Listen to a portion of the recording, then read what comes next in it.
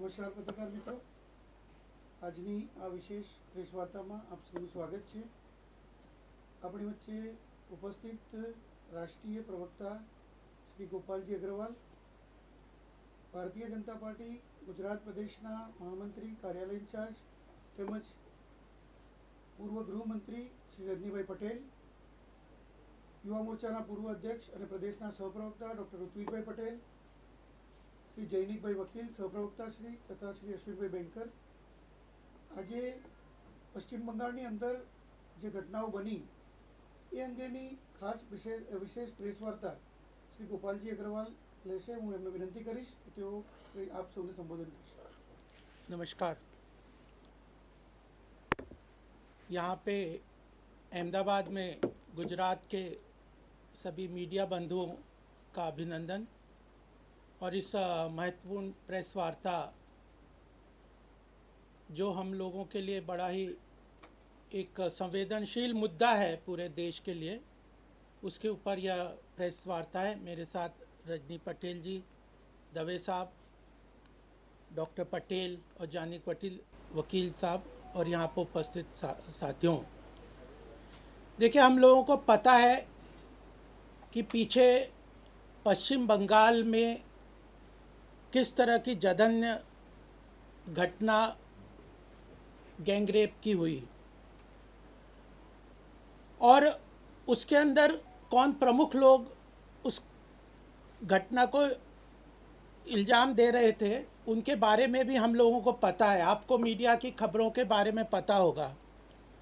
आज जिस तरह का पूरे देश में उसके प्रति आक्रोश है, वो भारतीय जनता पार्टी को भी ये लगा कि जो इस तरह का एक के बाद एक लगातार घटनाएं पश्चिम बंगाल में, वहाँ के सत्ता में जो बैठे हुए हैं ममता बनर्जी और टीएमसी, उनके संरक्षण में चल रहे हैं, इसको पूरे देश के सामने लाना बहुत ज़रूरी है. एक 31 साल की महिला रेसिडेंट डॉक्टर के साथ जितना जघन्य तरीके से अपराध हुआ है वह तो दुखपूर्ण है ही. हम लोगों को पूरे अंदर से झकझोर देता है सब लोगों को. लेकिन उसके बाद यह भी महत्वपूर्ण है कि उस घटना के ऊपर जिस तरह के पश्चिम बंगाल की सरकार ने काम किया है, यह और भी दुर्भाग्यपूर्ण है. अगर हम लोग देखें कि सबसे पहले तो जब ये घटना वहाँ पे चरितार्थ हुई, उसकी जघन्यता और क्रूरता बिल्कुल एकदम आत्मविहल कर देती हर व्यक्ति को. उस घटना के होने के बाद असंवेदनशीलता के साथ वहाँ के जो आरजी कार हॉस्पिटल के जो प्रिंसिपल हैं या जो वहाँ की पुलिस है, उसके बाद टीएमसी की वहाँ की सरकार और फिर पश्चिम बंगाल की मुख्यमंत्री ममता बनर्जी के बयानों को हम देखें तो बिल्कुल एक तरीके से अराजकता का माहौल, महिलाओं की असुरक्षा का माहौल, जघन्य अपराध करने वालों को खुली छूट मिलना और उनको संरक्षण मिलना, इस तरह का पूरा पश्चिम बंगाल में एक घटनाक्रम चलता जा रहा है. तो वह हमारे सामने ज़रूर आना चाहिए. परिवार के लोगों का अगर हम बयान देखें कि सबसे पहले उनको फ़ोन गया कि आपके बेटी ने आत्महत्या कर ली है, और वह बिल्कुल घबरा गए और उनके बयान सब सामने, हम सबके सामने हैं. वह जब आए हॉस्पिटल में, उनके माँ बाप, तो 3 घंटे तक उन्हें बिठाए रखा. कोई अपनी बेटी का से की जो शव है उसको तक नहीं देखने दिया. और उसके बाद और फिर जब उन्होंने देखा और वो विभत्स जो कांड देखा, और उसके बाद जो पुलिस ने उसके बाद एफआईआर की वहाँ के पाला थाने में, तो उसमें अननेचुरल डेथ, कोई मतलब किस तरह की असंवेदनशीलता का काम पश्चिम बंगाल पुलिस कर रही थी, ये हमारे सामने है. उन्होंने लिख दिया कॉज ऑफ अननेचुरल, एफआईआर जो लॉन्च की अननेचुरल डेथ की, परिवार को बताया सुसाइड है, और उसके बाद जब एक पूरे देश में उसके ऊपर एक तरीके से जो आक्रोश हुआ, उसके बाद जो प्रिंसिपल है उस जो डॉक्टर सुदीप घोष, उन्होंने एक अपने कैमोफ्लॉज करते हुए रिजिग्नेशन दिया, लेकिन विद इन आवर्स उनको दूसरे मेडिकल कॉलेज में, दूसरे हॉस्पिटल में फिर प्रिंसिपल के रूप में अपॉइंट कर दिया। सुदीप घोष, संजय रॉय जिसने यह जघन्य अपराध किया, उसके ऊपर अगर हम देखें तो वह सिविक सोसाइटी का वॉलंटियर था। वो वहाँ पे हॉस्पिटल में पूरी तरह से जाता आता था, पुलिस के साथ उसके खुले संबंध थे और टीएमसी नेताओं के साथ संबंध थे, जिसके कारण वह रात के 3 बजे भी उस हॉस्पिटल में, जो कि एक हॉस्पिटल एक किसी भी डॉक्टर के लिए एक सेफ प्लेस माना जाता है, एक अपना घर की तरह होता है, उसमें वो खुलेआम जाता था। उसने इतना जघन्य अपराध भी किया, खुले और जो सेमिनार रूम में किया, और वहाँ पे किसी को पता नहीं चला। ये कैसे हो सकता है? पुलिस और एडमिनिस्ट्रेशन के आवभगत के बगैर नहीं हो सकता। और यह हाई कोर्ट ने बहुत क्लियरली किया। और ममता बनर्जी उसके बाद क्या कह रही हैं? उसको राजनीतिक रंग देने का प्रयास कर रही हैं, अपने लोगों को प्रोटेक्ट करने का प्रयास कर रही हैं। कैसे प्रिंसिपल को फिर विद इन आवर्स दूसरे मेडिकल कॉलेज में अपॉइंट कर दिया। हाई कोर्ट ने कहा है कि क्यों नहीं, जब जो प्रिंसिपल से क्यों नहीं पूछताछ की गई, सीबीआई को तुरंत जांच के क्यों नहीं भेजा गया। पुलिस ने जो एविडेंस है, सर्कमस्टेंशियल एविडेंस है, उन सबको प्रिजर्व करना, उनको रिकॉर्ड करना, फॉरेंसिक एक्सपर्ट्स को बुला के उन चीज़ों को ध्यान में रखना, ताकि सर्कमस्टेंशियल एविडेंस से क्राइम को पूरी तरह से जांच की जा सके, कौन कौन क्रिमिनल एक्ट हैं उनको उनके बारे में पता चल सके। इसके बारे में सरकार और एडमिनिस्ट्रेशन का हाई कोर्ट ने बहुत क्लियरली किया है कि it is a utter failure of the administration and it seems there is a connivance with the and highest people are involve in this crime. ये स्थिति है। उसके पोस्टमार्टम रिपोर्ट तो अगर आप कोई पढ़ ले, देख ले, उसके माँ बाप के बच्चों के हाल, जो उनके बयान सुन ले, इतना बीभत्स है। बच्ची के साथ मतलब आँखों को चश्मा तोड़ के आँखों से खून बह रहा है, मुंह से खून बह रहा है, उनके प्राइवेट पार्ट्स को किस तरह से वो 16 से ऊपर अलग अलग जगहों पे घाव, हाथ पे, पैर पे, मतलब बिल्कुल ऐसा, मतलब किसी की भी आत्मा भी परेशान हो जाए, ऐसी कार्य को भी, अपराध को वहाँ की पुलिस ने और वहाँ के लोगों ने, चीफ मिनिस्टर तक ने बचाने का काम किया। ये तो एक बात है महिलाओं के प्रति अत्याचार, और ये कल्मिनेशन है। मैं तो आपको बता दूं, कुछ ने बात है ये क्यों हो रहा है पश्चिम बंगाल में।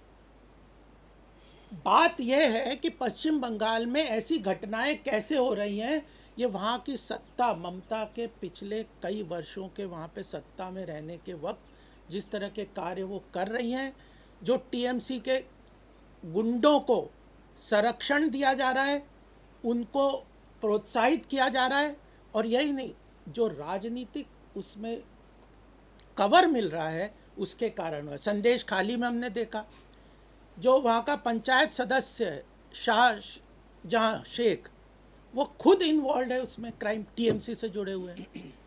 और 2021 का जब स्टेट इलेक्शन हुआ था, कितने लोगों को, अपोजिशन के जो लोगों को जिन्होंने सपोर्ट किया, उनको एक पूरे प्लानिंग के अंतर्गत एक ऑर्गेनाइज तरीके से उन कार्यकर्ताओं को, इवन जो इलेक्शन लड़े थे, ऐसी घटनाएं कि महिलाओं को, जिन लोगों ने पंचायत का इलेक्शन लड़ा, उन लोगों को भी ओपनली निर्वस्त्र करके पब्लिकली घुमाया गया। कई घटनाएं 2013 की, 14 की, 22 की, 21 की, और इन ज़्यादातर घटनाओं में एक सोहेल गोविल 2021 में, उसने 14 वर्ष की बच्ची के साथ बलात्कार किया। उसके बाद वो बुरी हालत में जब वो अपने घर गई बच्ची, तो उसके माँ बाप घबरा गए, उसको हॉस्पिटल ले जाने की के लिए उनने तैयारी करी, तो वो सुहेल शेख जो टीएमसी के वहाँ के नेता का बेटा था, उनके घर बंदूक लेके पहुँच गया कि अगर तुम इसको हॉस्पिटल लेके जाओगे तो तुम्हारे को पूरे परिवार को हम ख़त्म कर देंगे। वो हॉस्पिटल नहीं ले जा सके, उस 14 साल की बच्ची की मृत्यु हो गई। अनेकों घटनाएं हैं जो पश्चिम बंगाल में ये हो रही है। वहाँ के ममता बनर्जी पूरी निर्ममता से अपना काम कर रही हैं। वो एक राजनीतिक षड्यंत्र के रूप में देश को कमज़ोर करने का काम कर रही हैं। धर्मनिरपेक्षता, छद्म धर्मनिरपेक्षता, इसके नाम पे बांग्लादेशी घुसपैठियों को अंदर घुसा रही हैं। धार्मिक मतांधता वहाँ पे बढ़ावा दिया जा रहा है।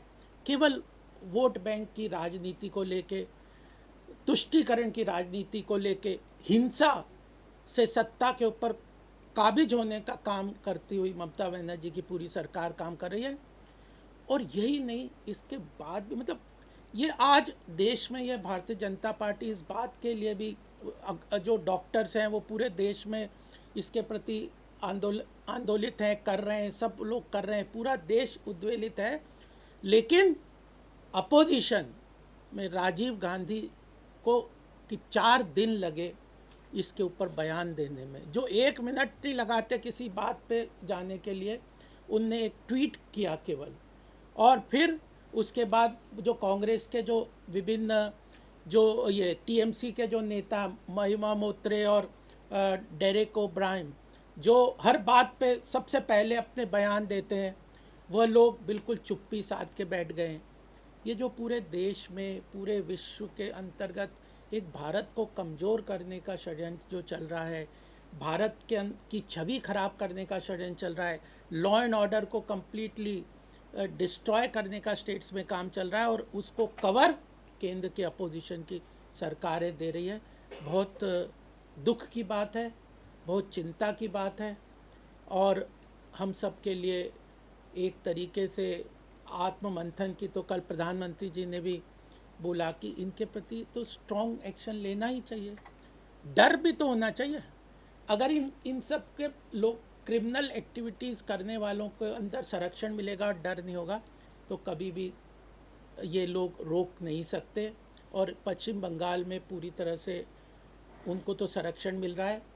भारतीय जनता पार्टी और सभी लोग कह रहे हैं कि ममता बनर्जी को इसकी जिम्मेदारी लेनी चाहिए। इसकी जिम्मेदारी वह, क्योंकि लॉ एंड ऑर्डर कंट्रोल नहीं कर रही, करना भी नहीं चाहती, और उसके अपने संरक्षण में काम कर रही है। तो यह बात पूरे देश में सब लोगों के पास जाए, और ये जो धर्मनिरपेक्षता के नाम पे, जो सेक्युलरिज्म के नाम पे, और जो ह्यूमन राइट्स के नाम पे जितने भी लोग भारत विरोधी गतिविधि करते हैं, उनकी चुप्पी भी एक तरीके से हमारे सामने आती है। तो यही विषय था जो आप सबके सामने आपके माध्यम से अपना गुजरात में और आसपास के सभी जगहों पे पहुँचे। लोग इस बात के लिए जागरूक हो, महिलाओं की सुरक्षा हो।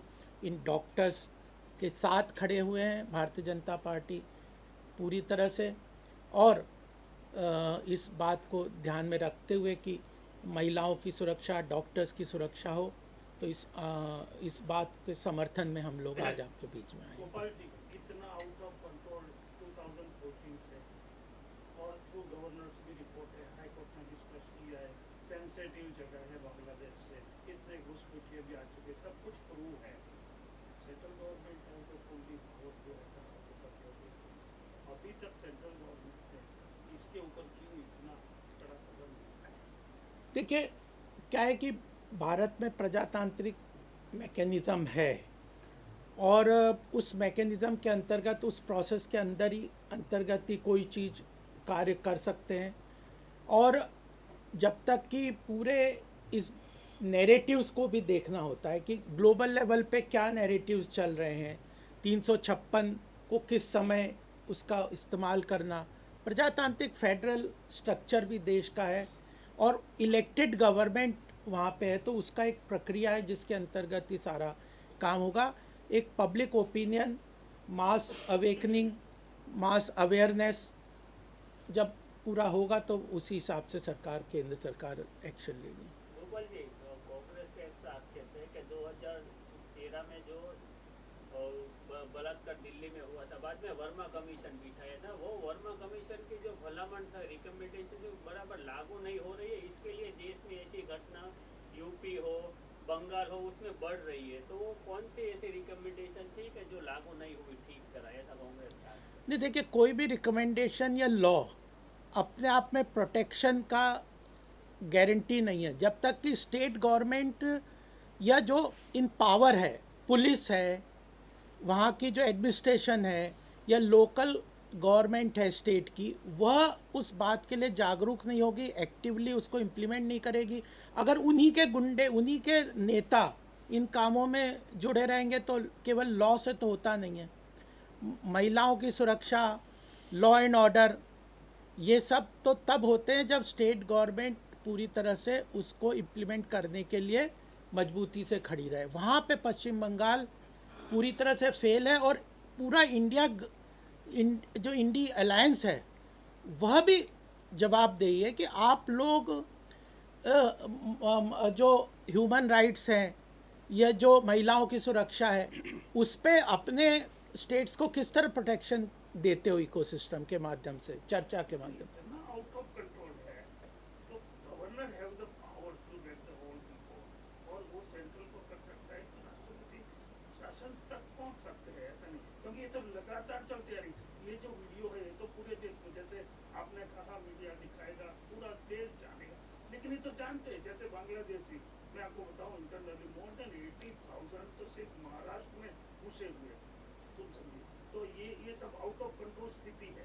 तो पश्चिम बंगाल का तो इशू बहुत लॉन्ग टर्म से चल रहा है। नहीं, ये आप तो कह रहे हो, लेकिन जो राहुल गांधी को नहीं दिख रहा महिमा? Opposition is not नहीं तो इस देश में अपोजिशन जो है, ये जो और जो सोशल एक्टिविस्ट है, जो ह्यूमन राइट एक्टिविस्ट है, वो लोग घटनाओं का संज्ञान नहीं लेते, उनको पॉलिटिकल कवर देते। मैं यही कह रहा हूँ कि जो इस देश में जो देश को कमज़ोर करने वाली फोर्सेस हैं, उनके साथ मिलकर अपोजिशन, अब ह्यूमन राइट्स रिपोर्ट, यूएस का ह्यूमन राइट्स कमीशन कोई रिपोर्ट दे देगा, लेकिन वो लोग उस चीज़ को, यहाँ अपने देश के लोग जो अपोजिशन के हैं, वो उस चीज़ को, उसको पॉलिटिकल कवर देते हैं, इकोसिस्टम से कवर देते हैं, पार्लियामेंट में शोर मचाते हैं उनके लिए। लेकिन ये जो बायपार्टीसन है, ये जो राजनीति का जो पक्ष है, भारतीय जनता पार्टी इस वक्त, क्यों, घटना तो सबको पता है, घटना की जघन्यता भी पता है, घटना का जो आक्रोश है वो भी लोगों को पता है, लेकिन उसका जो पॉलिटिकल कवर का इकोसिस्टम है वह भी एक देश में एक्सपोज होना चाहिए, यह भी बहुत आवश्यक है। आप धर्मनिरपेक्षता के नाम पे, छद्म धर्मनिरपेक्षता के नाम पे, प्रजातांत्रिक मूल्यों को डिस्ट्रॉय करने के फॉल्स नैरेटिव को क्रिएट करते हुए जो आप एक इकोसिस्टम है, उसको भी एक देश के सामने लाना जरूरी है। सर, बांग्लादेश में अभी जो घटना हुई उसमें ऐसा कि हिंदुओं पे काफ़ी अत्याचार हुए, ऐसी रिपोर्ट आई कि कितने हिंदू बंगाल और बांग्लादेश के बॉर्डर पे है और सिक्योरिटी फोर्सेस ने उसको अटका रखा। अब वो नहीं बांग्लादेश में सुरक्षित, नहीं इंडिया में आ रही, तो नागरिकता देना केंद्र का काम है, तो उसको हमें तुरंत यहाँ उसको शरणार्थी को नहीं यहाँ शरण देनी चाहिए। हिंदू जाएगा कहाँ? नहीं, आपकी डिमांड पूरे देश में भी कई बार आ रही है। सीए की आप बात कर रहे हैं, सीए लाए भी हम इसीलिए थे कि जो पाकिस्तान, बांग्लादेश, अफ़गानिस्तान और आसपास के देशों में जो हिंदुओं को की जनसंख्या कम होती जा रही है या उनको प्रताड़ित किया जा रहा है, उनको देश की सिटीजनशिप दी जाए, इसीलिए ये लाए थे। लेकिन यह भी एक चीज़ देखना है कि अगर पूरा 1971 में 22% जनसंख्या हिंदुओं की थी बांग्लादेश में, 1947 में लगभग 30% हिंदू, सिख, सब भाइयों की जनसंख्या पाकिस्तान में थी। आज पाकिस्तान में 3% से कम हो गई, यहाँ पे अब 10% रह गई है, वो और भी कम हो जाएगी। तो एक तरीके से लार्जर पर्सपेक्टिव भी देखना है कि सबको अगर वहाँ से शिफ्ट हो जाते हैं, उनकी वहाँ पे सुरक्षा हो, वो अपने देश में रह के उनकी जान माल की सुरक्षा, इसके लिए प्रधानमंत्री, सरकार, फॉरेन मिनिस्टर, ये सब पूरा प्रयास कर रहे हैं और उस चीज़ को भी सरकार कर रही है। लेकिन यह एक सॉल्यूशन नहीं है कि उनको सबको भारत में ले आके वहाँ की जनसंख्या, हिंदू और सब अपने भाइयों की। सर, जब हालात जब तक हाँ, सुधरे नहीं उनके तब तक शरण देनी चाहिए। अच्छा, बाद में कैंप वो लगाने। चले जाए अपने देश तो वो या उस अपने चीज़ घर पे पर। सरकार अपने हिसाब से देख रही है कर